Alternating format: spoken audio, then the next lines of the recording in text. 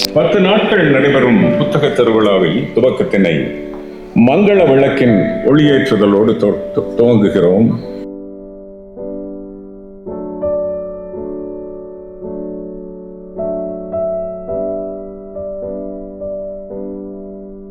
வாழ்நாள் சாதனையாளர் விருது பெறவிருக்கின்ற ரத்னம்மையா அவர்கள் ஆகிய உங்கள் அனைவரையும் மேடைக்கு அழைக்கின்றோம். தலைவர், செயலர், தமிழ் தாய் வாழ்த்திற்கான நேரம் இது.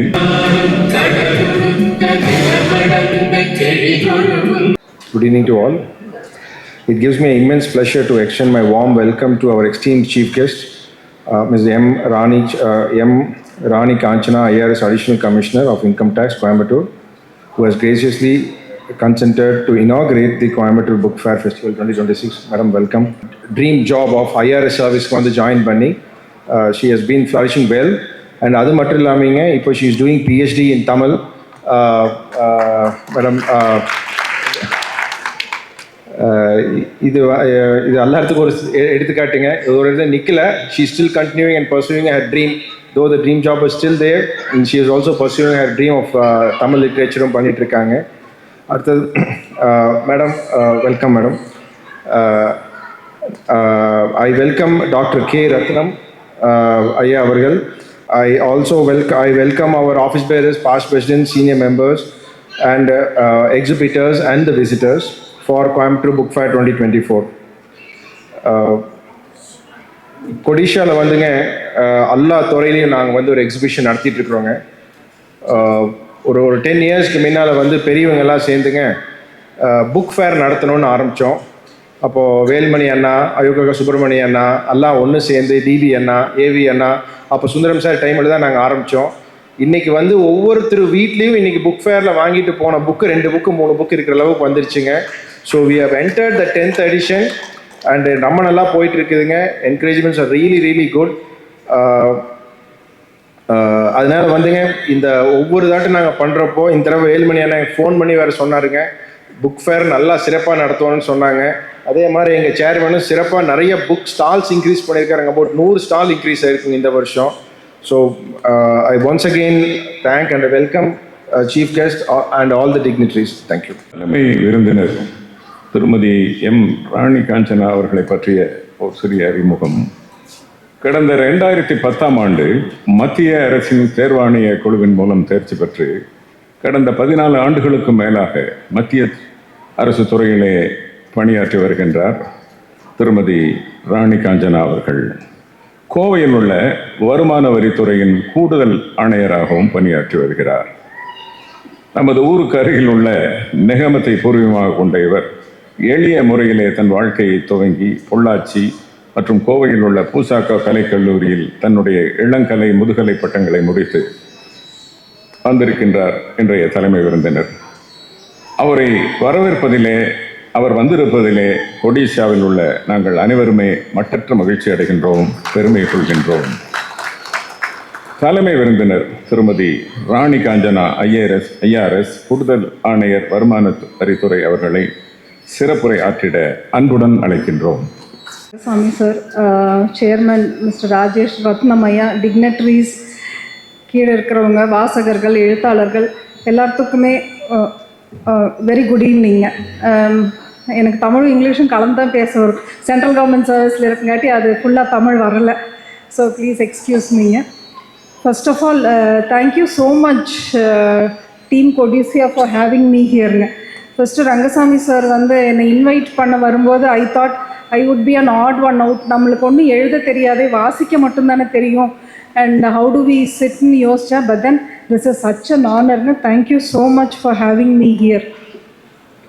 and sir and Mr. Rajesh இவங்கெல்லாம் இன்வைட் பண்ண வந்திருந்தப்போ Rangasamy sir was trying to put up the achievements of Kodissia. ஒரு 10 நிமிஷம் தான் சார் வந்து பார்த்தாரு, அதுக்குள்ளேயே he tried to put up the achievements, but then he failed to do. அவ்வளோ so much of achievements Kodissia is being doing. And அவர் பேச நான் என்ன நினச்சேன்னா, ஸ்மால் இண்டஸ்ட்ரீஸ் அசோசியேஷன் பேர் வச்சுட்டு எவ்வளோ பெரிய வேலையெல்லாம் பண்ணிகிட்ருக்கீங்க அப்படின்னு சொல்லி நினச்சேன் நான். பிகாஸ் காமன் பீப்புளுக்கு வந்து கொடிசியாங்கிறது வந்து ஒரு எக்ஸ்போ நடக்கிற இடம், ஒரு கல்யாணம் நடக்கிற இடம், அதுதான். பட் தென் அவங்க எவ்வளோ ஒரு vast opportunities for budding entrepreneurs start அப்ஸ்க்கெல்லாம் கொடுக்குறாங்கன்னு it is so amazing. And I sincerely congratulate and give my best wishes for the team Codicea for this massive achievement. And I also place on record எழுத்தாளர்கள் shortlist பண்ணப்பட்ட எழுத்தாளர்கள் and ஐயா ரத்னம் அவர்களுக்கு மிகப்பெரிய வாழ்த்துக்கள் for the award. Lifetime achievement அவார்டுங்கிறது அதுக்கு மேலே லைஃப்பில் ஒன்றுமே இல்லை, அச்சீவ்ட் எவ்ரி திங் அப்படிங்கிறது அந்த அவார்டு. அதுக்கு என்னை கூப்பிட்டதுக்கு ரொம்ப ரொம்ப சந்தோஷம்.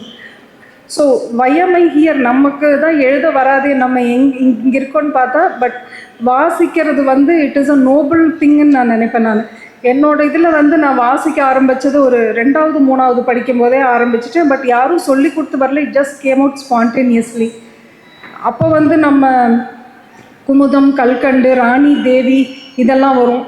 ஸோ அது வந்து அப்போ ஆஃபீஸ்லேருந்து வரையில் வாங்கிட்டு வரணும். அப்போ அதை வாசிக்கிற பழக்கம் உண்டுங்க. அப்புறம் ஃப்ரைடே ஆனால் சிறுவர் மலர் வரும். அது இந்த 2nd ஸ்டாண்டர்ட் 3rd ஸ்டாண்டர்ட்லாம் படிச்சுட்டு உடனே ஸ்கூலுக்கு போய் அந்த தொடர் கதைகளெல்லாம் கதை சொல்லணும்.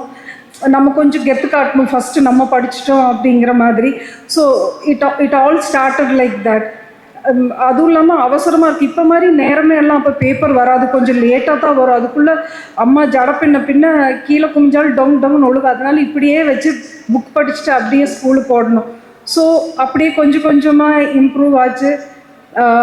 went into novels, Rajeshkumar sir, Subha sir எல்லாம் எழுதின நாவல்ஸு அதெல்லாம் படித்து ஒரு கட்டத்தில் என்னாச்சுன்னா பொழுதுன்னைக்கும் வாசிச்சுட்டே இருக்கிற மாதிரி ஆயிடுச்சு. பட் தேங்க்ஃபுல்லி நான் கொஞ்சம் ஒரு ஆவரேஜ் கொஞ்சம் மேலே இருக்கிற ஸ்டூடெண்ட்டுங்காட்டி வீட்லேயும் ஒன்றும் பெருசாக வாசிக்காத, பொழுதுன்னைக்கு அதே பண்ணிகிட்ருக்காதன்னு சொல்கிற ஆளுங்க இல்லை. So the also encouraged me. ஒரே விஷயம் என்ன சொல்லுவாங்கன்னா, சாப்பிடையில் படிக்காத, தோசை சாப்பிட்றியா வண்டு சாப்பிட்றியானே உனக்கு தெரியாது அப்படின்னு சொல்லி சொல்லுவாங்க. ஸோ அதுவும் என்ன பண்ணுவோன்னா, டைனிங் டேபிளில் புக்கை வாசிச்சுட்டு தோசை கொண்டு வந்து போட்டோன்னே டைனிங் டேபிளுக்கு அடியில் புக்கை வச்சிடணும். அப்புறம் அம்மா அந்த பக்கம் போனதுக்கப்புறம் திரும்ப எடுத்து வாசிக்கணும். ஸோ இட் ஆல் இல்லைன்னா சட்டுவத்துலேயே அடி விழுவோம். So it all went like that. அப்போ போர்டு எக்ஸாம் முன்னாடியே நல்ல வரலாற்று புதினங்கள் எல்லாம் படித்து முடிக்கிற அளவுக்கு எனக்கு ஓரளவுக்கு வாசிப்பு இருந்தது.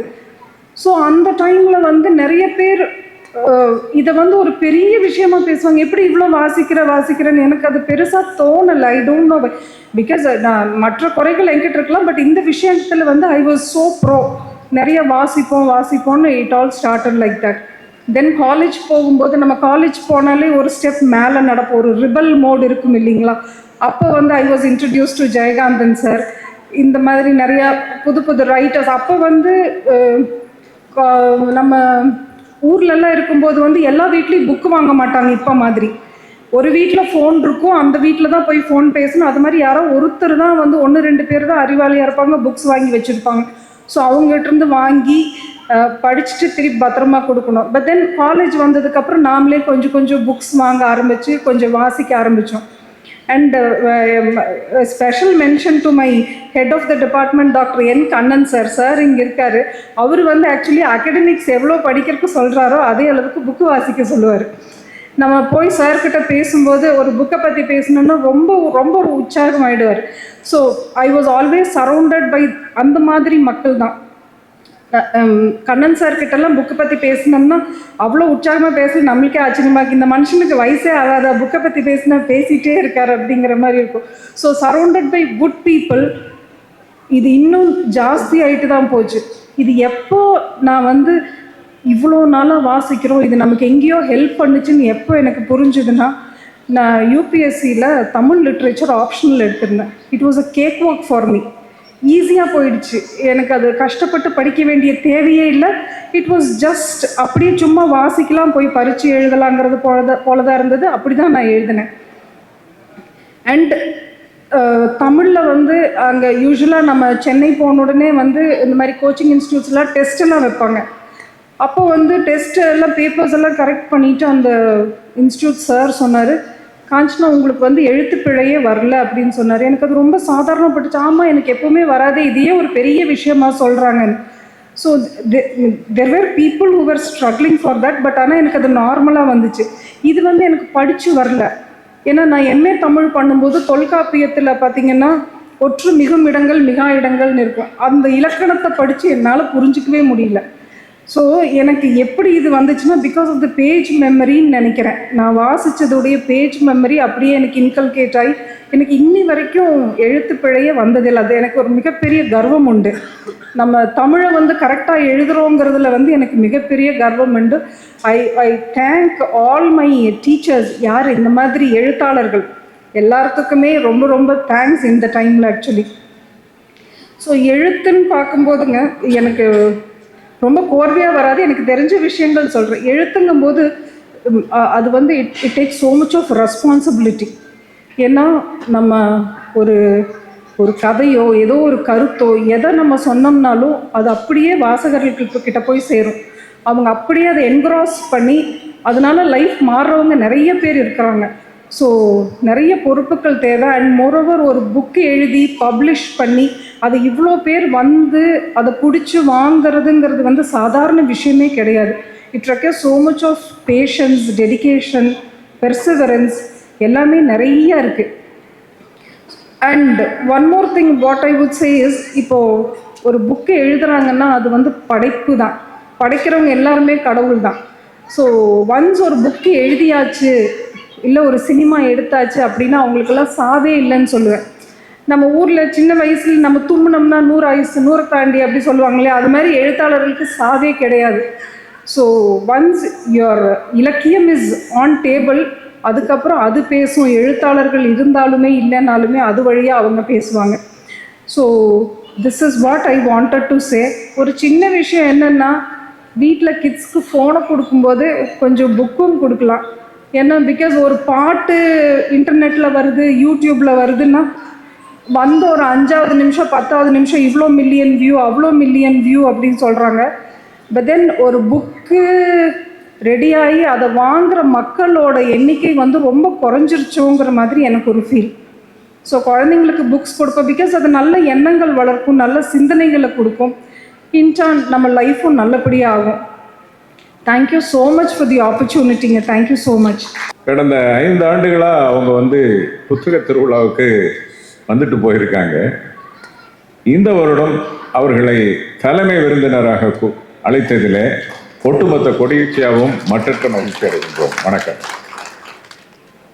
சிறப்பான உரை தந்த தலைமை விருந்தினர் அவர்களுக்கு எங்களுடைய இதயபூர்வமான நன்றிகளை சமர்ப்பிக்கின்றோம். அடுத்து கோயம்புத்தூர் புத்தக திருவிழாவின் முக்கிய நிகழ்வான வாழ்நாள் சாதனையாளர் விருதை வழங்க இருக்கின்றோம். கொடிஷியாவின் இந்த பெருமைமிகு விருதினை இந்த ஆண்டு நாடறிந்த மூத்த எழுத்தாளர் டாக்டர் ரத்னம் ஐயா அவர்களுக்கு வழங்குவதில் ஒட்டுமொத்த கொடிஷியாவும் பெருமை அடைகிறோம். உங்களால் நாங்கள் பெருமை அடைகின்றோம். வாழ்நாள் சாதனையாளர் விருது பெறும் டாக்டர் ரத்னம் ஐயா அவர்களை பற்றிய பாராட்டு பத்திரம் வாசித்திட கோயம்புத்தூர் புத்தக திருவிழாவின் ஆசான் இலக்கிய கூடல் அமைப்பினுடைய தலைவர் திரு டி பாலசுந்தரம் ஐயா அவர்களை அன்புடன் அழைக்கின்றோம். இந்த ஆண்டு வாழ்நாள் சாதனையாளர் விருது பெறுவர் கோவை சார்ந்த முனைவர் ரத்தினம் அவர்கள். அவர்கள் கோவையிலிருந்து எழுதும் எழுத்தாளர்களிலே முதல் முறையாக இந்த வாழ்நாள் சாதனையாளர் விருது கொடிசியாலை பெறும் முதல் எழுத்தாளர் அவர் என்று சொல்வதில் எனக்கு மிக்க மகிழ்ச்சி. ஆனால் இந்த விருது ஓவர்டியூ என்று தான் சொல்ல வேணும். முன்னே நாங்கள் கொடுத்திருக்க வேண்டும், ஏதோ ஒரு காரணமாக தவிர்ந்து விட்டது. கடந்த 5 ஆண்டுகளுக்கு முன்னதாகவே கோவையிலே பாரதிய வித்யாபவன் நிறுவனம் அவர்களுக்கு தமிழ் மாமணி என்ற ஒரு விருதை தந்து பெருமை அடைந்தது. அதற்கு பிறகு இந்த விருதை கோவையின் சார்பில் நாங்கள் அளிப்பதில் மிக்க மகிழ்ச்சி அடைகிறோம். திரு ரத்னம் அவர்கள் கோவைக்கு அருகில் உள்ள கீரணத்தம் கிராமத்தில் 1931ஆம் ஆண்டு பிறந்தவர். கோவை அரசு கலைக்கல்லூரியிலும் சென்னை பச்சையப்பன் கல்லூரியிலும் தமிழ் பயின்றவர். கோவை, கும்பகோணம், முசிறி, ராமநாதபுரம் ஆகிய ஊர்களில் உள்ள அரசு கலைக்கல்லூரிகளில் அவர் 1955 முதல் 1990 வரை தமிழ் விரிவுரையாளராகவும் பேராசிரியராகவும் பணியாற்றியவர். அவர் சிறுகதைகள், நாவல்கள், கவிதைகள், விமர்சன கட்டுரைகள், உலக இலக்கிய மொழிபெயர்ப்புகள் உள்ளிட்ட 30க்கும் மேற்பட்ட நூல்களின் வழியாக தமிழ் இலக்கியத்திற்கு அளித்திருக்கும் பங்களிப்பு அளப்பரியது. இவரது கல்லும் மண்ணும் நாவல் தமிழின் முன்னோடி நாவல்களில் ஒன்று. பத்மபூஷன் பத்மஸ்ரீ சிற்பி பாலசுப்ரமணியம் அவர்கள் அந்த புத்தகத்தை என்னிடம் கொடுத்து படிக்க சொன்னபோது அவர் பேர்ல்ஸ்பர்க் எழுதிய குட் எர்த் என்ற புத்தகத்துக்கு சமானமான புத்தகம் என்று சொல்லி எங்கிட்ட கொடுத்தார் பல ஆண்டுகளுக்கு முன்பாக. அதுபோக கனவு மாலை, நினைவின் நிழல் ஆகிய நாவல்களும், பேதை நெஞ்சம் என்னும் வசன கவிதை, உருவக கதைகள் என்னும் கவிதை தொகுப்பு ஆகியவையும் உண்டு. தமிழரசின் பாடல்நூல் நிறுவனம் 1924 இவரின் தென்னிந்திய பறவைகள் என்னும் 500 பக்க நூல்களை வெளியிட்டது. பறவைகள் பார்ப்போருக்கு சீரிய கையேடாக விளங்கி வரும் தமிழ்நாட்டு பறவைகள் என்ற நூலின் மூலமாக பறவையியலுக்கு அவர் நல்கியிருக்கும் கொடை ஈடிணையற்றது. பல ஆண்டுகள் கடுமையாக உழைத்து தமிழில் மொழிபெயர்த்த எட்கர் தர்ஸ்டனின் தென்னிந்திய குடிகளும் குலங்களும் குடிகளும் என்ற 400 பக்கங்கள் கொண்ட பெரும் தொகை நூல் அவர் சாதனைகளின் தலையாயது ஆகும். இவர் தம் வாழ்நாள் முழுக்க ஆர்வத்தோடும் ஆற்றலோடும் தமிழ் மொழிக்கும் இலக்கியத்துக்கும் மானிடவியலுக்கும் பறவையியலுக்கும் ஆற்றியிருக்கும் மாபெரும் பங்களிப்பை பாராட்டி தகுதிமிக்க தமிழறிஞரான முனைவர் க. ரத்னம் அவர்களுக்கு இந்த வாழ்நாள் சாதனையாளர் விருது வழங்கி சிறப்பிப்பதில் கோயம்புத்தூர் மாவட்ட சிறுதொழில்கள் சங்கம் கொடிசியா பெருமிதம் கொள்கிறது.